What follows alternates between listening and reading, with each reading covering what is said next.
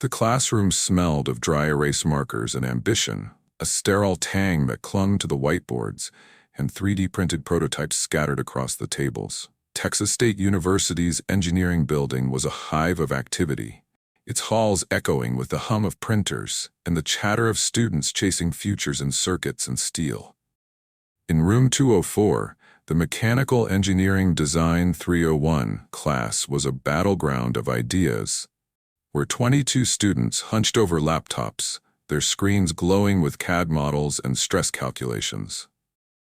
It was a crisp October morning in 2023, and the air was thick with the pressure of a midterm project deadline, a design for an efficient automotive transmission system that could make or break their grades.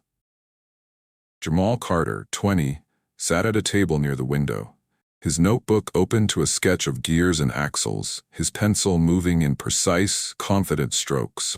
A sophomore majoring in mechanical engineering, Jamal was a standout, his 3.9 GPA earned through late nights and a scholarship that covered his tuition. His dark eyes, sharp and observant, scanned the sketch, his locks tucked under a faded Astros cap. Raised in Houston's 3rd Ward, Jamal had grown up in his father's auto shop, learning to diagnose engines before he could drive. That shop, a small outpost of Carter Auto Empire, was just one of dozens across Texas, a fact Jamal kept quiet, not out of shame but because he wanted to be seen for his mind, not his family's name. Across the table, Brad Thornton leaned back in his chair, his blonde hair gelled to perfection, his Patagonia fleece a signal of his Dallas upbringing. A junior from a gated community, Brad was the son of a bank executive, his confidence as polished as his Apple Watch. He dominated their group of 4, his voice drowning out the others. Sophie, a quiet bioengineering major, and Liam, a lanky freshman who nodded at Brad's every word. Jamal, the 4th member, was the odd man out, his suggestions often ignored, his presence tolerated but rarely valued. "All right, let's wrap this up," Brad said, clapping his hands like a coach. "We're going with my design, lightweight alloy, triple clutch system. It's clean, efficient, and Dr. Rivera will eat it up. Any objections?" Jamal hesitated, his pencil pausing over his sketch.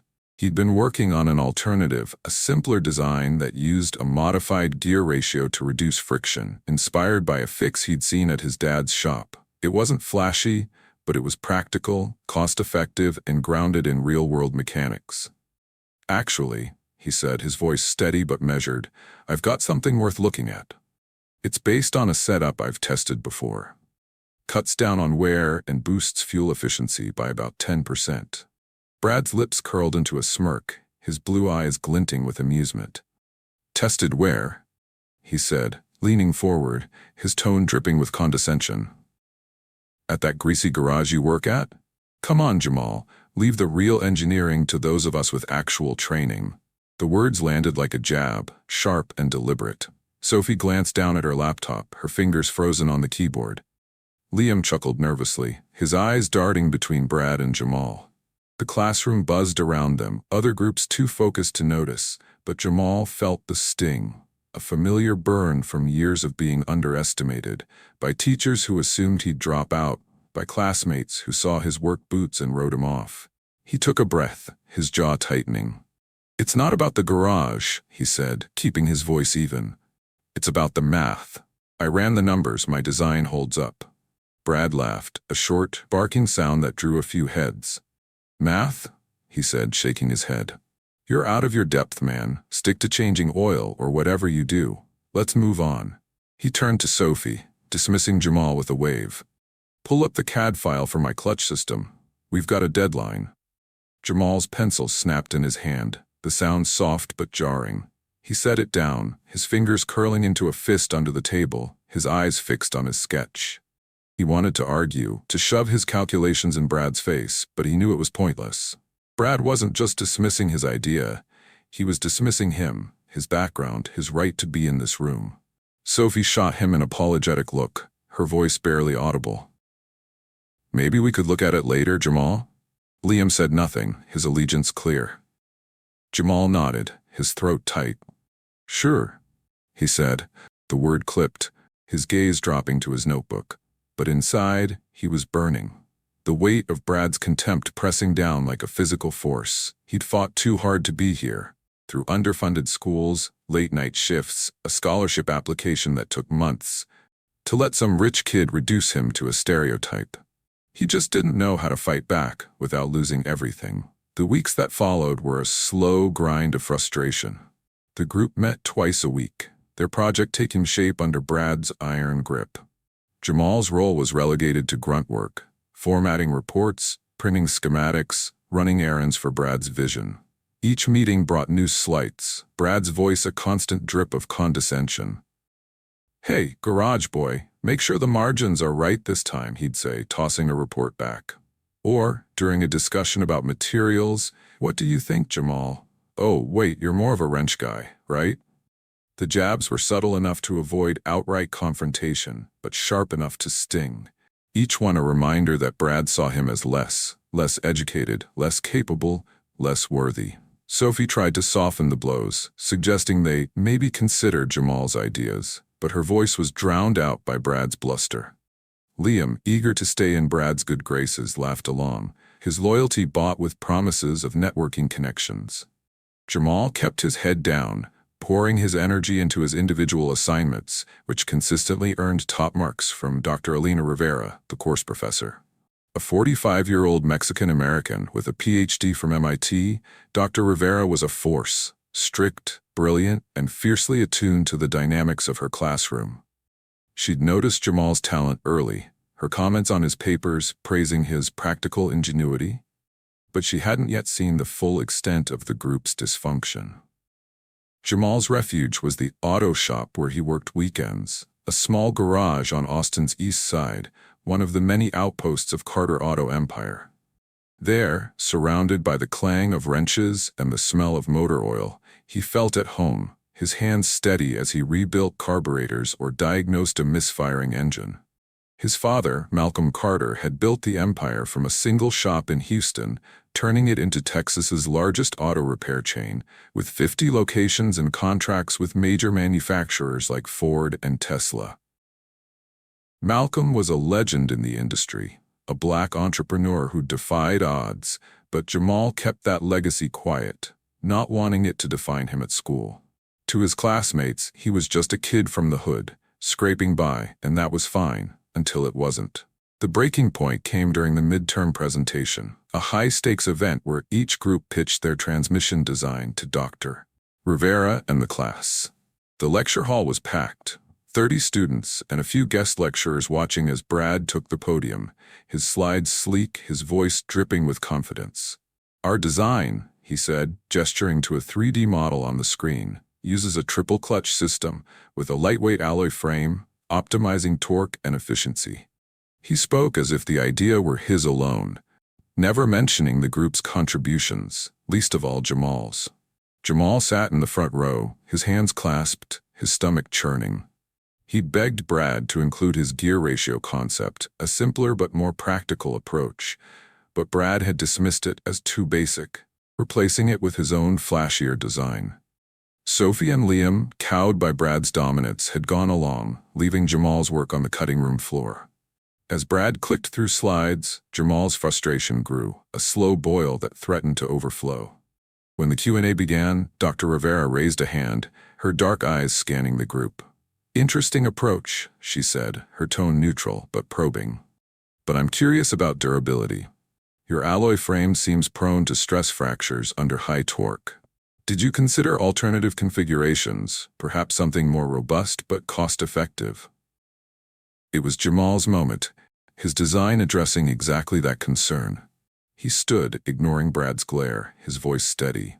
"Dr. Rivera, I had an idea that might work," he said, holding up his notebook. "It uses a modified gear ratio to reduce friction, based on a setup I've seen in real-world repairs. It's less complex, cheaper to produce, and holds up under heavy loads." Before he could finish, Brad cut in, his voice loud, his smile tight. "Jamal, don't waste everyone's time," he said, laughter rippling through the room. "You're not designing for a junkyard. Stick to what you know. Changing tires, maybe?" The class chuckled, a few students exchanging smirks, the sound like a blade in Jamal's chest. Dr. Rivera's eyes narrowed, but she didn't intervene, her pen tapping her notebook. Jamal sat down, his face burning, his hands clenched under the table. He'd been humiliated, his idea dismissed as a joke, his place in the room questioned. As Brad wrapped up the presentation, basking in the applause, Jamal slipped out of the lecture hall, his cap pulled low, his heart heavy with doubt. He'd fought to be here, to prove he belonged, but Brad's words echoed a fear he'd buried. Maybe he didn't. Outside, the Austin sun was relentless, the campus sprawling with live oaks and limestone buildings. Jamal walked to the parking lot, his backpack slung over one shoulder, his mind a tangle of anger and shame. He climbed into his beat-up Ford pickup, a hand-me-down from his dad, and drove to the garage, the only place where the world made sense. There, among the clatter of tools and the rhythm of repairs, he could breathe, his hands finding purpose in the familiar dance of wrenches and bolts. His boss, a grizzled mechanic named Rico, noticed his mood, tossing him a socket wrench. "Rough day, kid?" Rico said, his voice gruff but kind. "Something like that," Jamal muttered, sliding under a Chevy to tighten a loose manifold. As he worked, his phone buzzed. A text from his dad, Malcolm Carter. "You good, son? Got a feeling you're stressing." Jamal ignored it, not ready to admit how deeply Brad's words had cut. He didn't want his dad's help. Didn't want to lean on the Carter name. He wanted to win on his terms, but he wasn't sure he could. Back at the university, Dr. Rivera was reviewing the group's progress reports, a requirement that included recorded meetings to assess contributions. She listened to the audio, her brow furrowing as Brad's voice dominated, his dismissals of Jamal's ideas sharp and unrelenting. She cross-referenced Jamal's individual work, his calculations, his sketches, his meticulous notes, and saw something extraordinary. A design that was not only viable but potentially groundbreaking, rooted in practical ingenuity that Brad's flashier approach lacked. Rivera, who'd once worked as a mechanic to pay for college, recognized the spark in Jamal, a blend of grit and genius that reminded her of her own journey. She decided it was time to act. The first twist came the following week, in a lecture hall packed with students and anticipation. Dr. Rivera stood at the podium, her dark hair pulled into a severe bun, her presence commanding. "Before we begin," she said, her voice cutting through the chatter, "I want to address the midterm presentations." One group in particular stood out, not for their final design, but for a missed opportunity. Jamal, slouched in the back row, his cap shielding his eyes, felt a knot form in his stomach. He hadn't spoken to Brad since the presentation, avoiding group meetings, his confidence shaken. Sophie and Liam sat nearby, their faces tense, sensing something big. Dr. Rivera clicked her remote, projecting Jamal's gear ratio sketch onto the screen, its lines clean and precise. "This design," she said, proposed by Jamal Carter, was excluded from Group 7's presentation. "It's a modified gear system that reduces friction by 10%, using cost-effective materials that enhance durability. It's not just viable, it's innovative, the kind of thinking that bridges theory and practice. Mr. Carter, would you explain your approach?" The room turned, 30 pairs of eyes on Jamal, his classmates' whispers a soft ripple. Brad's face paled, his Apple Watch glinting as he shifted in his seat. Jamal stood, his heart pounding, his cap in his hand. Sure," he said, his voice steadying as he walked to the front. He took the pointer, tracing the sketch, his words gaining strength. "I saw this setup in a repair job last summer, a truck with a worn-out transmission. We tweaked the gear ratios and it ran smoother, used less fuel. I thought, why not scale that up? The math checks out. Less stress, longer lifespan, cheaper to build." Dr. Rivera nodded, her eyes gleaming with approval. "Excellent," she said. "This is the kind of work that pushes boundaries. Group 7, I expect Mr. Carter's design to be integrated into your final submission. Mr. Thornton, as group leader, you'll explain why it was omitted in the first place." Brad stammered, his usual swagger gone. It didn't fit our vision," he said, his voice weak. "I thought it was too basic." "Basic?" Dr. Rivera said, her tone sharp. "Innovation isn't about flash, Mr. Thornton. It's about results. Your oversight cost your group a higher grade, and your leadership will be reflected in your evaluation." The class buzzed, students exchanging glances. Brad's humiliation a public spectacle. Sophie whispered to Liam, "Told you we should have listened to Jamal." Liam nodded, his loyalty to Brad crumbling. Jamal returned to his seat, his chest tight with a mix of vindication and unease. He'd won, but at a cost. Brad's glare promised retribution, and the attention felt like a spotlight he hadn't asked for. The second twist came a week later, orchestrated by Dr. Rivera with a precision that would change everything. She'd invited a guest speaker to the class, a surprise expert in automotive engineering, and the students were abuzz with speculation. "Probably some Tesla exec," Liam whispered, his eyes bright. Brad, still smarting from his public rebuke, sat with his arms crossed, his confidence a fragile shell. When the door opened, a tall black man in a denim jacket and work boots strode in, his presence filling the room like a storm. Malcolm Carter, 60, had the build of a linebacker and the quiet authority of someone who'd built an empire from nothing. His locks were streaked with gray, his smile warm but commanding, his hands calloused from years in the garage. Dr. Rivera introduced him, her voice resonant. "Mr. Malcolm Carter is the founder of Carter Auto Empire, Texas's largest auto repair chain, with 50 locations and partnerships with Ford, GM, and Tesla. He's here to discuss real-world applications of engineering design." The class leaned forward, intrigued, but Jamal froze, his cap pulled low, his heart racing. His dad had never visited campus before, respecting Jamal's desire to carve his own path. What was he doing here? Malcolm's eyes found Jamal's, a flicker of pride passing between them, but he didn't acknowledge him yet, letting the moment build. Malcolm spoke for 20 minutes, his voice a deep rumble, weaving stories of innovation, how he'd redesigned a diagnostic system that saved millions, how his shops tested cutting-edge parts for manufacturers. Then he turned to the screen, where Dr. Rivera had loaded Jamal's sketch. "This design," Malcolm said, pointing, "caught my eye. It's simple, practical, and smart. Exactly what the industry needs. I'm proud to say it came from my son, Jamal Carter, who's sitting right there." The room gasped, head swiveling to Jamal, whose face burned under the scrutiny.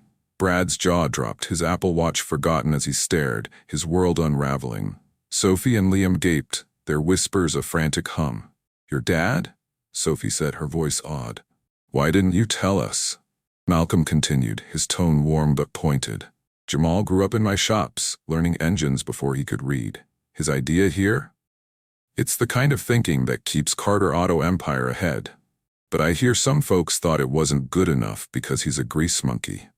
Let me tell you something. Every engineer worth their salt starts with dirt under their nails. If you're too busy looking down on people, you'll miss the ones who'll outrun you." The class was silent, Brad's face crimson, his hands clenched. Dr. Rivera stepped forward, her smile sharp. "Thank you, Mr. Carter. Mr. Thornton, perhaps you'd like to apologize for dismissing Mr. Carter's contribution?" Brad stood, his voice shaking. I didn't mean it like that," he said, his eyes darting to Jamal. "I'm sorry, okay? It was a mistake." Jamal nodded, his expression unreadable. "Accepted," he said, but his tone was cool, the apology a formality. The class buzzed, the balance of power shifting, Brad's dominance shattered by the weight of Malcolm's presence and Jamal's quiet strength. The aftermath was a whirlwind. Jamal's design became the cornerstone of the group's final project, earning an A and praise from Dr. Rivera, who offered him a spot on a research team developing sustainable engine components. Sophie and Liam, chastened by their silence, became allies, their group meetings now a true collaboration.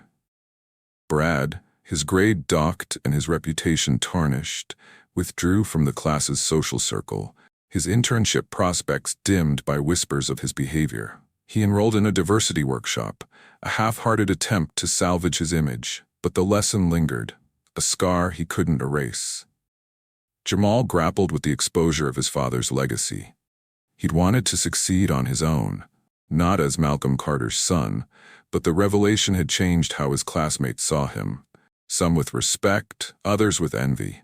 He confronted his dad at the garage, the air thick with motor oil and honesty. "Why'd you come, Dad?" he said, his voice tight. "I didn't want that.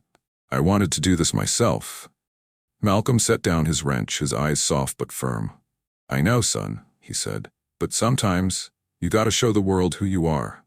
You're not just my boy, you're a Carter, and that means something. Not because of money, but because of what we build. You're building something bigger than me, and I won't let anyone tear that down.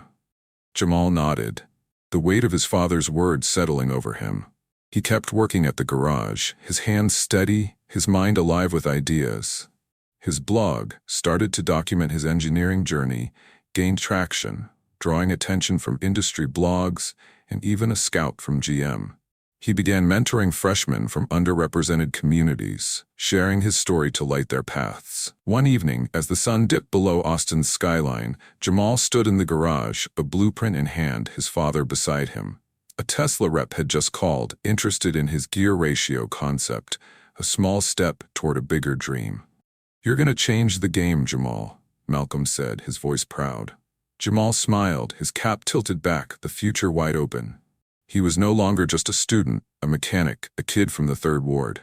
He was Jamal Carter, a voice rising, a force unfolding, ready to rebuild the world one gear at a time.